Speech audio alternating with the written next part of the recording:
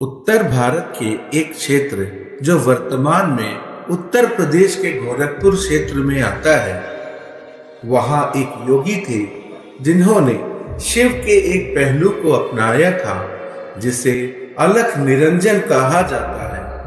अलख का मतलब है वह जो अदृश्य है, जिसे हम देख नहीं सकते, सूंघ नहीं सकते, छक नहीं सकते। निरंजन का मतलब है वह जो रंगहीन है, जिसे हम किसी भी इंद्रिय से पकड़ नहीं सकते, न देख सकते हैं, न सुन सकते हैं, न सूंघ सकते हैं, और न चख सकते हैं, और न महसूस कर सकते हैं।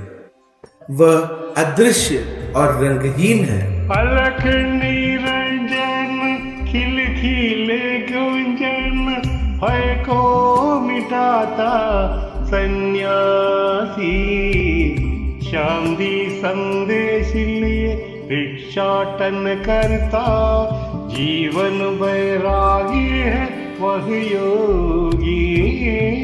अलख निरंजन खिलखिले गुंजन भय को मिटाता वो त्यागी। अलख निरंजन गूंजे जो तन मन, नैनों में उतरे वह ज्योति। वह घर घर जाते थे क्योंकि यह एक पारंपरिक अभ्यास था और यही संस्कृति और सभ्यता का हिस्सा था। जब कोई सन्यासी घर के सामने आता तो कोई भी उसे नहीं नहीं कहता। जो कुछ भी वह दे सकते हमेशा दिया जाता। वे सिर्फ भोजन लेते थे, पैसे कभी नहीं लेते थे। इस तरह वह घर घर जाकर अलख निरंजन बोलते थे। एक दिन वह एक संपन्न घर के सामने खड़े हो गए और कहा, अलख निरंजन।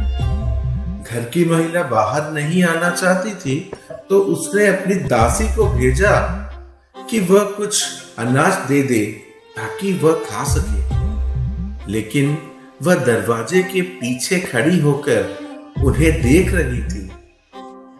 वह एक युवा साधु थे जिनकी बड़ी चमकदार आंखें थी। वह उनकी आंखों की ओर आकर्षित हो गई। उसकी सुनहरी आवाज गूंजे, मोहित करे सुंदरियों को। चमकती रेखा प्रकाशित होती, परिलक्षित करती नए पद को। अगले दिन जब वह अलख निरंजन बोलकर आए तो वह खुद दरवाजे पर आई और उन्हें देखती रही। उसने फिर उनको भोजन दिया और कहा, मैं आपकी आंखों में पूरी तरह समा गई हूं। मैं इनमें खो सकती हूं और सच में मैं पहले ही समा चुकी हूं। वह बोले, अलख निरंजन, और चले गए। अलख निरंजन, अलख निरंजन। अगले दिन वह फिर आए और अलख निरंजन कहा। वह फिर दरवाजे तक आई। इस बार अंधेरा ज्यादा था। उन्होंने एक थाली पकड़ी और कहा, कल आपने कहा था कि आप मेरी आंखों से प्रेम करती हैं। आज मैं इन्हें लेकर आया हूं। उन्होंने अपनी आंखें निकालकर उसकी हथेली में रख दिया और कहा, अलख निरंजन, अलख निरंजन, और वह चल पड़े। वह अपनी आंखों को निकालने के लिए तैयार थे ताकि उसकी आंतरिक आंखें खुल सके।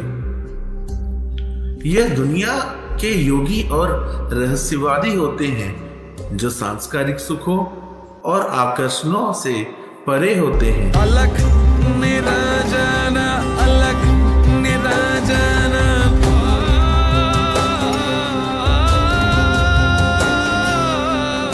वही लोग हैं जो सांसारिक वस्तुओं से पूरी तरह वैराग्य रखते हैं, क्योंकि वो समझते हैं कि ये सब अस्थाई है।